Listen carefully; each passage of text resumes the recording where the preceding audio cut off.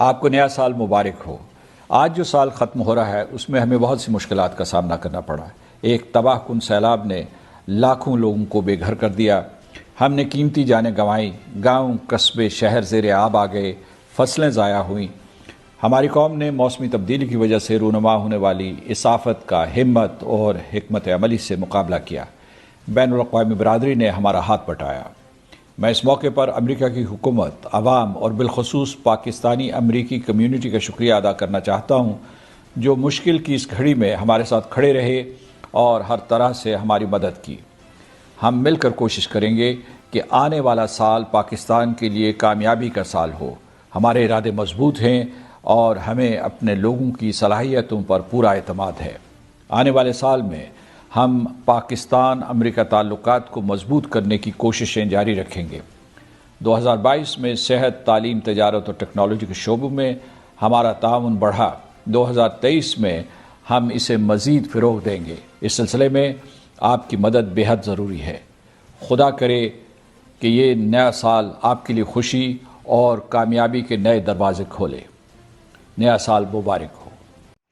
جمعیت علماء اسلام پشاور سے P T I کی بڑی وکٹ گرنے کو تیار ہے۔ پی ٹی آئی کے پشاور میں رکن قومی اسمبلی ناصر موسیٰ زئی کا پی ٹی آئی سے مستعفی ہو کر جے یو آئی میں شمولیت کا فیصلہ۔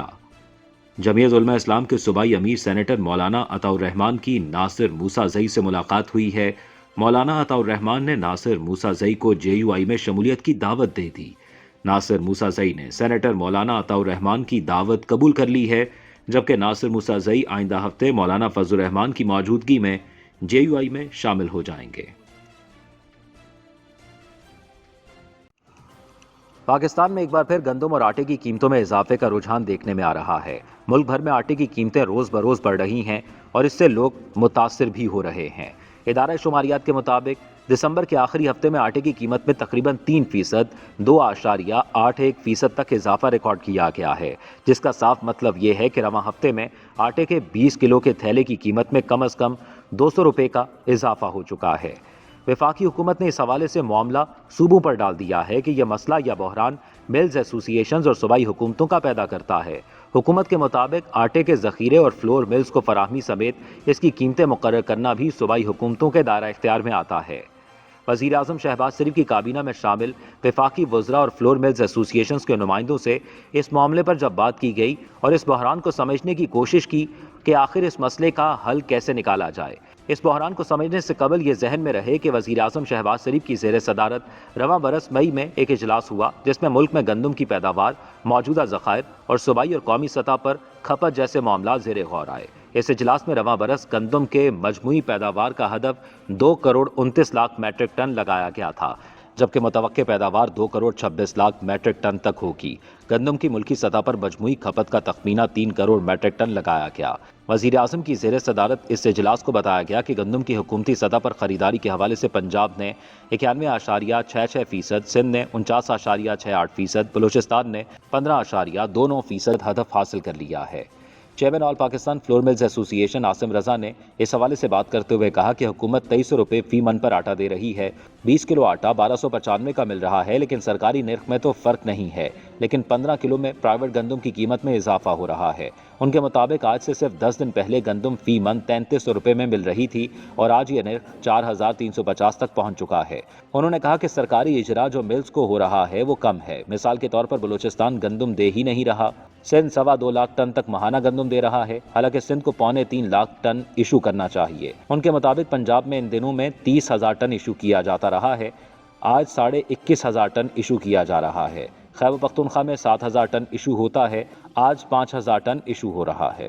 گندم کے شعبے سے وابستہ افراد اور ماہرین کے مطابق اگر گندم کی بلند قیمت اور روپے کی کم قیمت برقرار رہی تو درآمدی گندم پاکستانیوں کے لیے آٹے کی قیمت کو مزید بڑھا دے گی، جو ملک میں پہلے سے موجود مہنگائی کی بلند سطح کو اوپر کی جانب دھکیل دے گی۔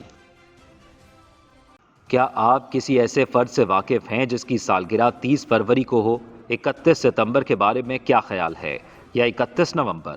اگر آپ کا جواب نہیں ہے تو اس کی وجہ سے بھی واقف ہوں گے، کیونکہ یہ تاریخیں ہوتی ہی نہیں ہیں۔ اگر آپ کیلنڈر پر نظر ڈالیں تو دیکھیں گے کہ فروری کے مہینے میں صرف 28 دن ہوتے ہیں، جبکہ ستمبر اور نومبر کے مہینے 30 دن میں مکمل ہو جاتے ہیں۔ تو کیا کبھی آپ نے سوچا کہ آخر سال کے 12 مہینوں کے دن برابر کیوں نہیں ہوتے؟ آخر کچھ مہینے 30 جبکہ دیگر 31 دنوں کے کیوں ہوتے ہیں؟ تو اس کے جواب کے لیے آپ کو جدید کیلنڈر کی تاریخ میں جانا ہوگا۔ اس وقت جو کیلنڈر استعمال کیا جاتا ہے اسے گریگورین کیلنڈر کہا جاتا ہے۔ یہ کیلنڈر بنیادی طور پر جولین کیلنڈر پر مبنی ہے۔ اس میں کچھ تبدیلیاں بھی کی گئی تھیں جو قدیم روم کا کیلنڈر ہے۔ قدیم روم میں مہینے اسلامی سال کی طرح تھے، یعنی ان کی تاریخیں چاند پر مبنی تھی اور ایک سال 365.25 دنوں کا بنتا تھا۔ اس کے نتیجے میں قدیم ترین رومی کیلنڈر میں 29 یا 30 دن کے مہینے ہوتے تھے، اور زیادہ الجھا دینے والی بات یہ تھی کہ قدیم روم نے قدیم یونان کے 10 مہینوں کے کیلنڈر کے خیال کو اپنایا تھا تو لگ بھگ 7 دن شمار ہی نہیں ہوتے تھے۔ مثال کے طور پر 738 قبل مسیح میں قدیم رومی باشندے 10 مہینے کے کیلنڈر کا استعمال کرتے تھے اور سال کا آغاز مارچ سے ہوتا تھا۔ بعد ازاں باقی بچ جانے والے 60 یا اس سے زیادہ دنوں کے لیے جنوری اور فروری کا اضافہ 700 قبل مسیح کے کیلنڈر میں کیا گیا۔ اس زمانے میں جنوری سال کا پہلا اور فروری سال کا آخری مہینہ تھا اور یہ سلسلہ 424 قبل مسیح تک برقرار رہا۔ اس عہد میں فروری کو سال کا دوسرا مہینہ بنا دیا گیا۔ جولیس سیزر نے 46 قبل مسیح میں رومی کیلنڈر کو تبدیل کرتے ہوئے فروری کے علاوہ ہر مہینے کو 30 یا 31 دنوں کا کر دیا۔ اس کیلنڈر میں اگست کا مہینہ 30 دن کا تھا۔ اس کیلنڈر میں فروری کا مہینہ 29 دنوں کا ہوتا تھا اور ہر 4 سال بعد اسے 30 دن کا کر دیا گیا۔ رومی شہنشاہ آگسٹس نے فروری سے ایک دن لیا، یعنی اسے 29 کی جگہ 28 دن کا کر دیا اور اگست کو 31 دنوں والا مہینہ بنا دیا۔ تو جب سے سال کے 7 مہینے 31 دن، 4 مہینے 30 دن، جبکہ ایک مہینہ 28 دن کا ہوتا ہے۔ صوبہ بلوچستان کا ساحلی علاقہ گوادر ایک طرف بحیرہ عرب کے گہرے نیلے پانی اور دوسری جانب اپنے ناراض زمین ذاتوں سے گھرا ہوا ہے۔ نسل در نسل سے گوادر کو اپنی دھرتی ماننے والے بلوچ کیوں ناراض ہیں جبکہ وہ پاکستان سے گزرتی ترقی کی لکیر یعنی سی پیک کے آخری سرے پہ بیٹھے ہیں؟ گوادر میں سینکڑوں ترقیاتی منصوبے بن رہے ہیں، گوادر کو سجایا جا رہا ہے، گوادر کو دبئی بنانے کے خواب دیکھے جا رہے ہیں، سی فرنٹ پہ فوڈ بزنس چمکنے کے امکانات بھی روشن ہیں۔ پھر یہ گوادر کے مقامی بلوچ کیوں ناراض ہیں؟ گوادر کے دامن میں کوہ باطل ہے اور پڑوس میں بہترین سیاحتی مقام ہنگول نیشنل پارک۔ یہاں قدرتی سیاحتی دلچسپی کا سارا سامان موجود ہے۔ اس علاقے کے حسن سے ٹورزم بزنس کھڑا کیا جا سکتا ہے۔ پھر گوادر کے مقامی لوگ ایسے ناراض کیوں؟ گوادر میں ہوائی اڈہ بنا ہے، یہاں سرمایہ کاری کرنے میں بین الاقوامی سرمایہ کار دلچسپی لے رہے ہیں۔ بڑی کمپنیاں، فیکٹریاں، ملز اور نہ جانے کیا کچھ منصوبے پائپ لائن میں ہیں۔ پھر مقامی بلوچ کیوں منہ پھلائے بیٹھے ہیں؟ گوادر کے علاقے پسنی، اڑماڑا، جیوانی، سربندر گہرے سمندر میں سی فوڈ کے شکار کے لیے گیٹ وے سمجھے جاتے ہیں۔ کئی اقسام کی مچھلی، جھینگے، کیکڑے یہاں کے سمندر میں وافر مقدار میں موجود ہیں۔ پھر یہاں کے مچھیرے کیوں نہیں فائدہ اٹھاتے؟ اتنے ڈھیر سارے سوالات کا آسان جواب یہ ہے کہ گوادر کے بلوچوں کو اگر یہ سب حقوق مل رہے ہوتے، اگر گوادر کے بے پناہ معاشی وسائل آج ان کے ہاتھ میں ہوتے، اگر گوادر سے منسلک سمندر میں ان کی روزی محفوظ ہوتی، اگر گوادر کی ترقی کا کوئی ثمر انہیں بھی مل رہا ہوتا، تو آج گوادر کے لوگوں کو گوادر کی سڑکوں کی خاک نہ چھاننی پڑتی۔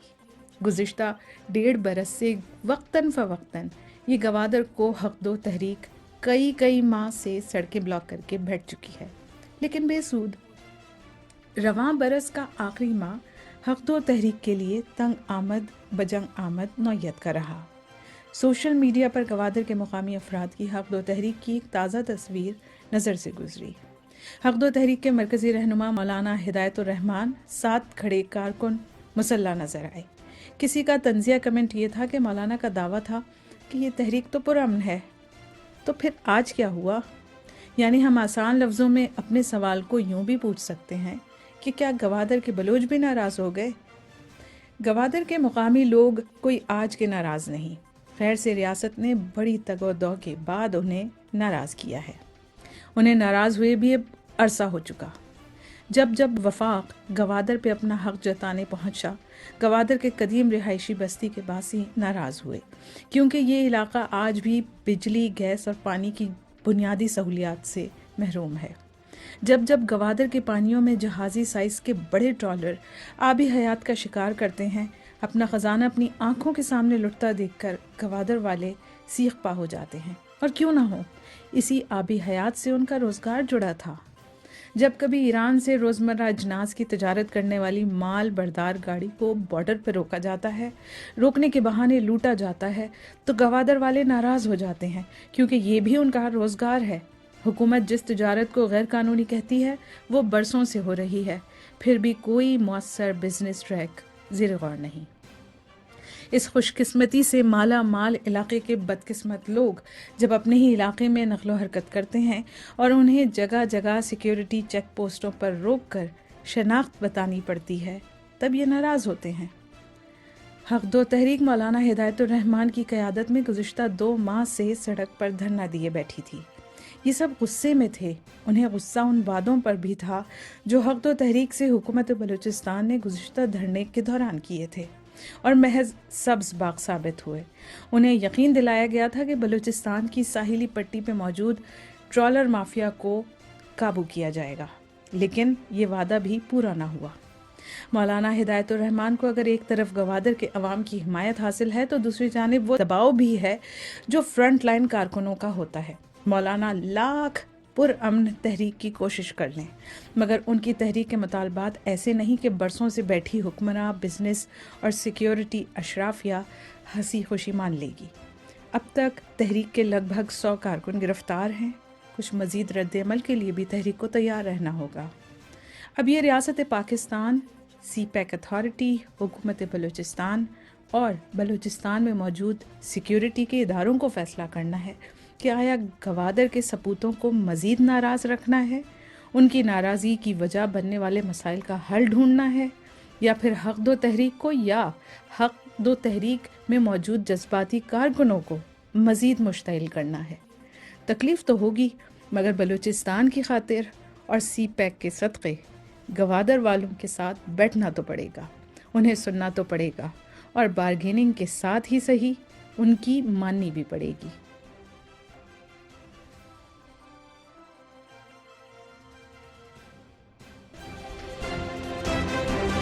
نیو یارک میں برفانی طوفان، مجسمہ آزادی یخ بستہ ہواؤں کا تنہا سامنا کرنے پر مجبور، سیاح ساتھ چھوڑ گئے۔